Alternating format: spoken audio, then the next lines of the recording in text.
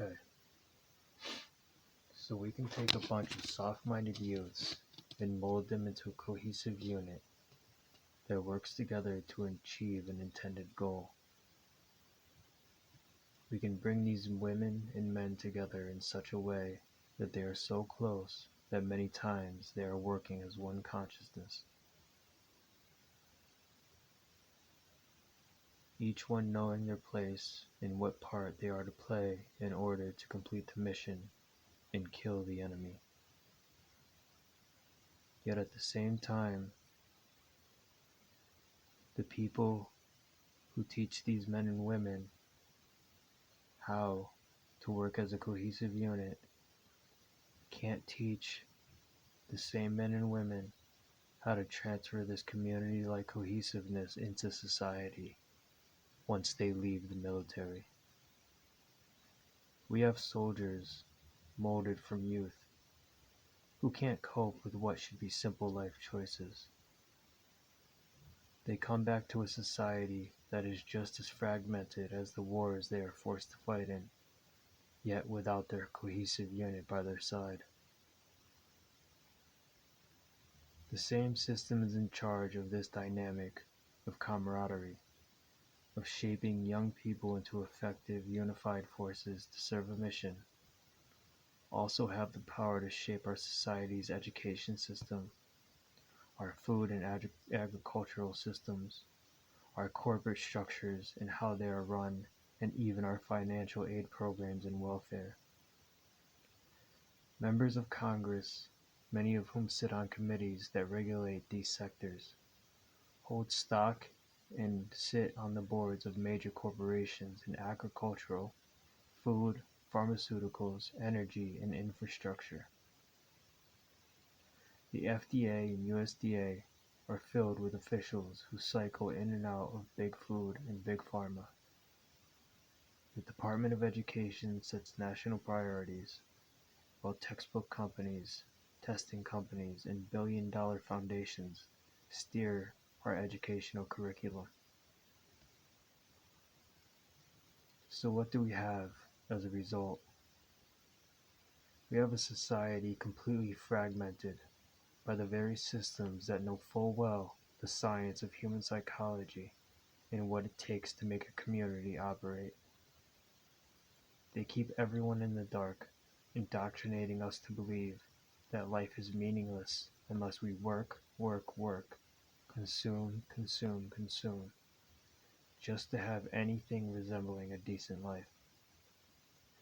But this model is so flawed and creates such flaws as we have, and yet they know full well how simple and easy life can be, especially given modern conveniences such as technology and the thousands of years of spiritual and esoteric knowledge that speak directly to the human heart and soul. They know these things, and they have kept them from us. Soldiers, after experiencing a powerful unity and shared purpose, should be bringing that way of working together back into society, back into the society they reintegrate into. Yet instead, they are thrown into the chaos of a fragmented culture after loyally serving an entity that is itself the cause of the disunity they return to and cannot cope with. The same is true for many in society. People who are broken, deemed crazy, lazy, or labeled toxic. More often than not, it is not because of something inherently wrong with them, but because of the very reasons stated here. We live under powers that could easily create a world of balance and harmony, but instead choose to create disunity, fear, and artificial scarcity. The truth is that when it comes down to it, this reality is one of duality. One mind, one energy, experiencing itself through light and dark, through infinite forms.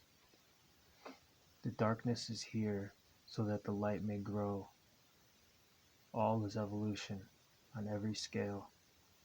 It cannot be any other way. And the powers that be know this. They try to prolong the darkness for as long as they can, because they know that light will prevail in the end. If the common people really knew this truth, that life on earth can be lived simply and easily, without feeling the need to consume and consume, which only brings suffering in the end, the world would change quickly. We are here to create, for we are mind. For what are we but thinking beings who create through thinking and doing? What do we do, sleeping or awake, but think? The universe itself is mental. The material world is only a screen on which mental imaginings are played out. And in this process, we are meant to strive for evolution of self and of the whole. But we are kept fragmented by design. This will not always be so. The more people who come to know the simple truths of life, truths that have been given again and again at the core of every religion and spiritual tradition, the faster our evolution individually and collectively will progress when we know these truths, when the whole knows these truths. Without these truths, people live in loops of self-destructive behavior and idiosyncrasies, and they wonder why they suffer. Yet everything in life, if you have the seeing eye, you can learn from. Every moment, every circumstance is a lesson. Without self-reflection and knowledge of universal truths, there is no learning and no growth. But with them, we see that forgiveness, gratitude, compassion, self-sacrifice, thoughtfulness, understanding, knowledge, acceptance, and love are the tools by which we grow. Through these, peace would come to the world. When life is lived simply, these eternal truths are more easily attained and more apparent. That is why we are drowned in discordant noise, mindless bantering, mindless consumerism, fear, and many other such things, which always breed hate. Just know that within each one of us is that fullness we seek daily in material things.